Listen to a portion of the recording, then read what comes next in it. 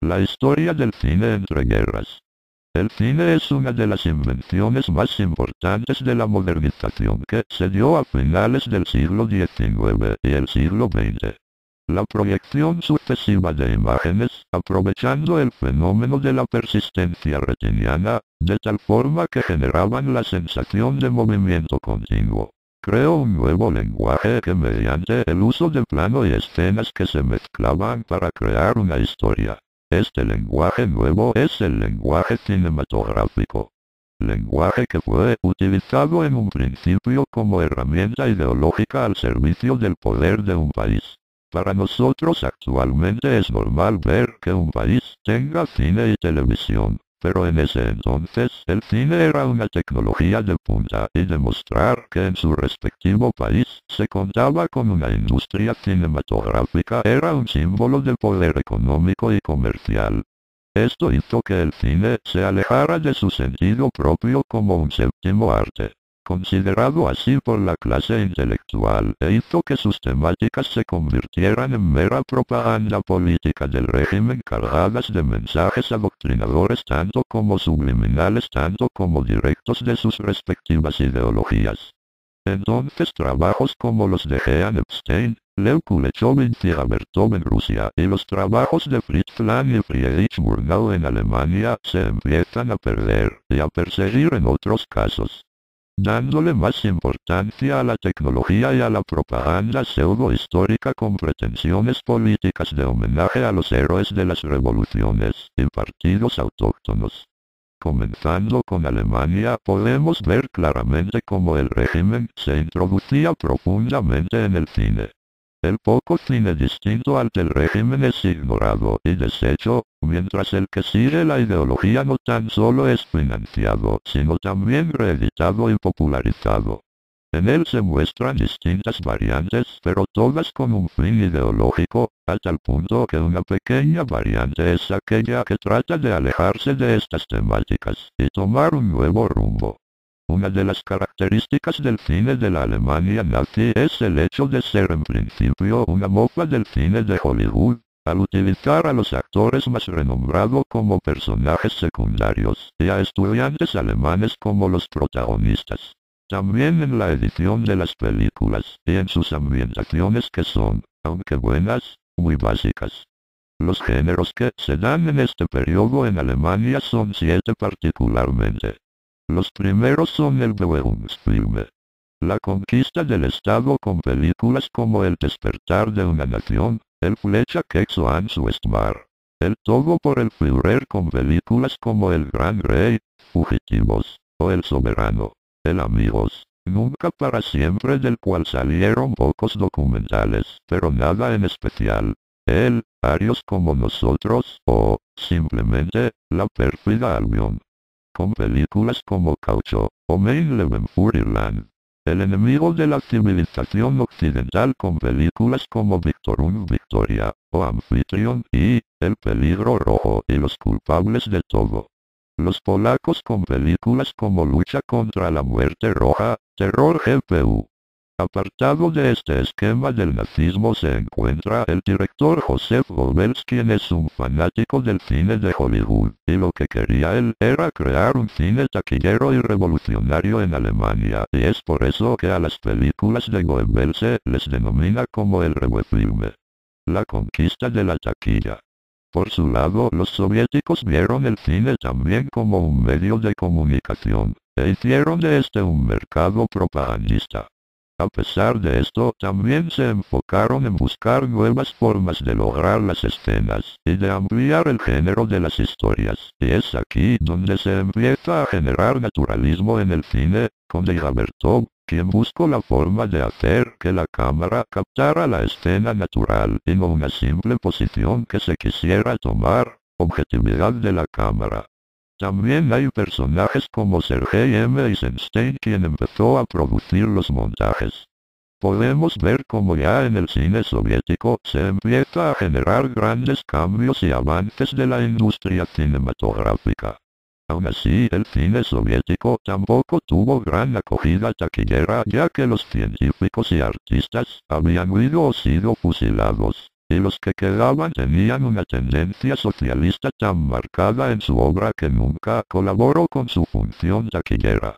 Al ver esta reacción en lo que fue la expansión del cine ruso, se empezó a dar vía libre a los escritores en los temas y surge una pequeña Hollywood en Rusia donde se filman tanto películas con tintes soviéticos como también películas para el entretenimiento.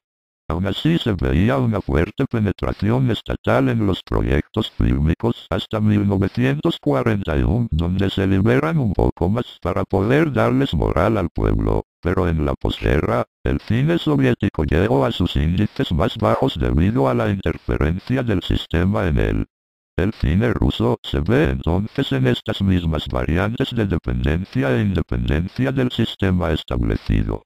Poco después se empieza a generar una tendencia de películas dirigidas a la sátira, la experimentación y a la subjetividad. Tendencia que si bien no fue eliminada de una manera tiránica, tampoco fue apoyada y en muchas ocasiones censurada. Entonces, las grandes figuras del cine soviético se encontraron ante el dilema de obtener grandes beneficios vendiendo sus películas al extranjero, mantener una postura diplomática, fomentando el interés por el cine soviético o seguir los dictados del régimen. El último intento por tomar el control total del cine, similar al que tenían los nazis, fueron los líderes Yuri Andropov y Konstantin Chernenko quienes intentaron intervenir el cine de una manera directa, pero esto no duró mucho y tras ellos empezó de nuevo la extensión del cine ruso.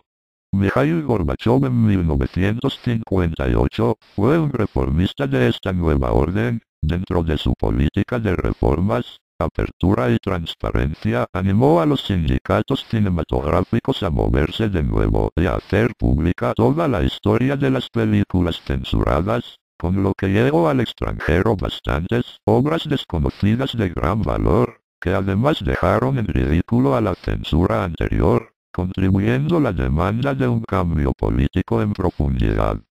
Por otro lado, en Estados Unidos, se mantuvo el cine como el séptimo arte en un inicio para después derrochar en él una visión nacionalista norteamericana en donde el gobierno estadounidense se muestra como el mayor paladín de la historia. Después de una transición de los años 10, los productores de cine se enfocaron en la creación de distintas tendencias para dominar el espectáculo, la popularidad dentro del público. Ejemplo de ello tenemos a Max Sennett, quien sería el fundador del cine de destrucción, pero uno de sus discípulos, el reconocidísimo Charles Chaplin, ya introducía ideología subliminal en obras como Tiempos Modernos o El Inmigrante, eso sin mencionar El Gran Dictador, que es la obra en la que se lanza un ataque directo contra Francia, Italia y más específicamente Alemania. Pero aún aquí el sistema no había metido sus manos de una manera tan directa en el cine. El cine estadounidense evolucionó en esta época gracias a la llegada de inmigrantes europeos con ideas novedosas para realizar en Hollywood.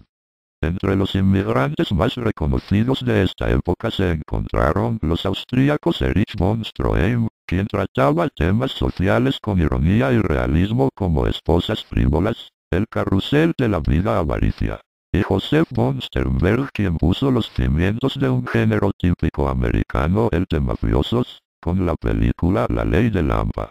El alemán Ernst Lubitsch da sus primeros pasos hacia un cine mordaz e irónico que consolidará tras la implantación del cine sonoro, el sueco Victor Sjöström en El viento, y el francés Jacques Speyer aprovechó la presencia de Greta Garbo para rodar Mayer el beso, 1929.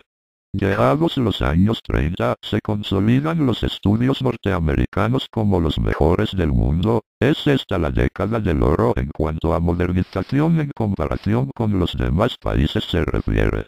También hubo una evolución temática, separándose no tan solo de la temática de la política, sino también de la literatura y la pintura, consolidando así un cine más realista y al mismo tiempo visionario, con las excepciones de los cineastas inspirados por las leyendas vampirescas de Drácula y Nosferatu que siguieron la temática literaria.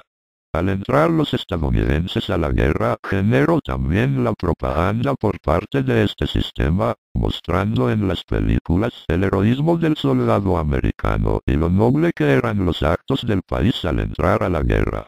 Antes de esto, Estados Unidos tan solo habían ambientado las películas con la muestra de las distintas edificaciones emblemáticas del país. La propaganda también tuvo un poco de resistencia por parte de europeos y comunistas en Estados Unidos, quienes fueron cazados como brujas por el gobierno estadounidense. El cine estadounidense sigue como una empresa dentro del sistema monetario, por esto tiene vía libre para hacer casi lo que quiera, sin que se le vea obligado a tratar temas históricos o políticos, pero obviamente censurando cualquier expresión comunista o nazi.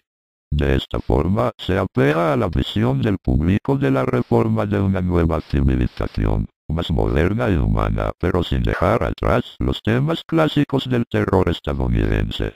Pero también han habido distintas manifestaciones de cine que dan propaganda a la historia norteamericana, y aún hoy en día se ven representantes de este género, que más que nada, busca mostrar el horror de los campos de concentración y el valor de los estadounidenses en las guerras, justificando así la entrada del país en la Segunda Guerra Mundial y en las distintas guerras durante la Guerra Fría y la posmodernidad.